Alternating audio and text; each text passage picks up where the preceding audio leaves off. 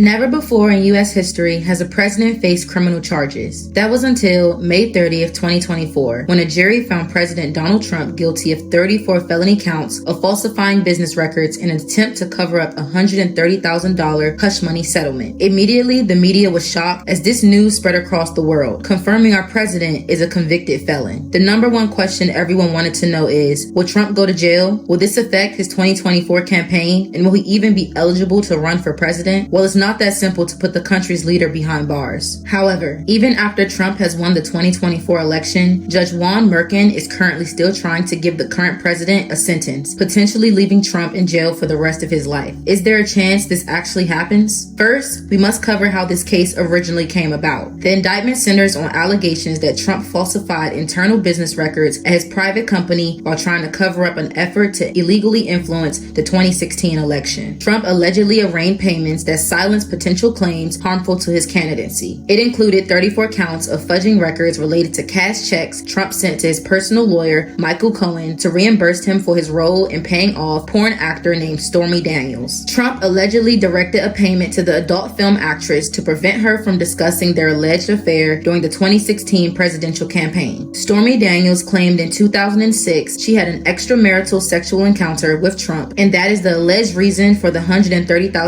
payout sent to her. The payments were made over 12 months and were recorded in various internal company documents as being for a legal retainer that prosecutors say didn't exist. 9 of those checks were paid out of Trump's personal accounts, but records related to them were maintained in the Trump Organization data system. Trump completely denied having sexual relations with Daniels and any wrongdoing involving payments. On March 30th, 2024, the indictment of Donald Trump was approved by a Manhattan grand jury. On April 3rd, 2024, Trump traveled from his residence in Florida to New York City, where he surrendered to the Manhattan DA's office and was arraigned the next day. Trump pleaded not guilty and stated that he would continue to campaign for the 2024 presidential election, even if convicted. Wearing his signature dark suit and red tie, Trump turned and waved to crowds outside the building before heading inside to be fingerprinted and processed. He arrived at court in an 8-car motorcade from Trump Tower, communicating in real time his anger at the process. Heading to Lower Manhattan, the courthouse, he posted on his Truth Social platform, "Seems so surreal. Wow, they're going to arrest me? Can't believe this is happening in America. MAGA." Trump lawyer Todd Blanche told reporters that it was a sad day for the country. Look, I think this is the first of the Biden show trials playing out, in front of every American around the country. I think Americans see these prosecutions for what they are. I think President Trump's absolutely right.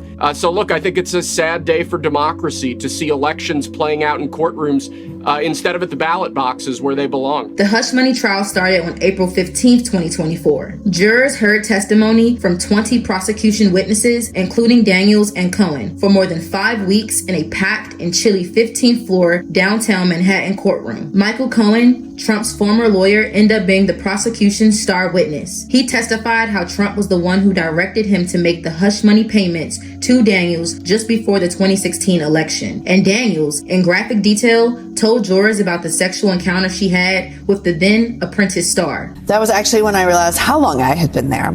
And when I opened the bathroom door to come out, Mr. Trump had come into the bedroom and was on the bed, basically between myself and the exit. What was he wearing at the time? His boxer shorts and a t-shirt.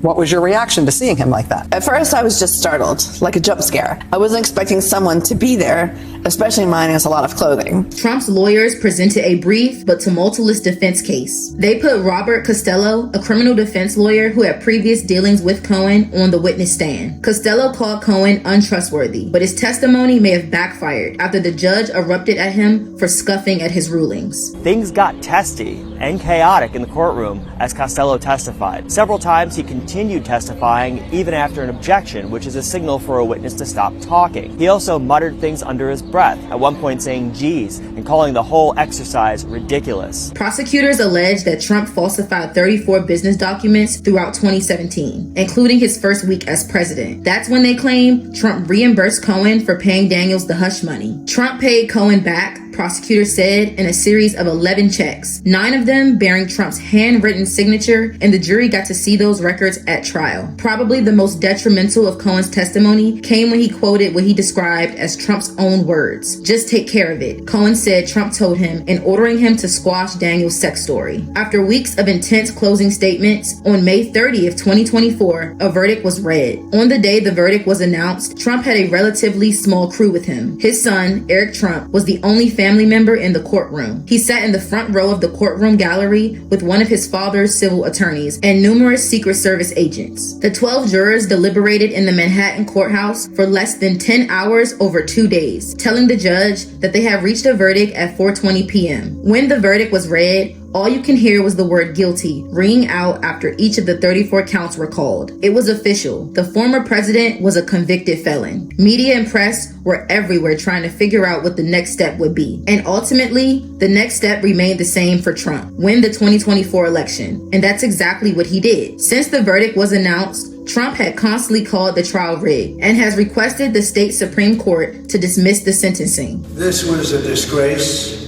This was a rigged trial by a conflicted judge who was corrupt. It's a rigged trial, a disgrace. They wouldn't give us a venue change. We were at 5% or 6% in this district, in this area. This was a rigged, disgraceful trial.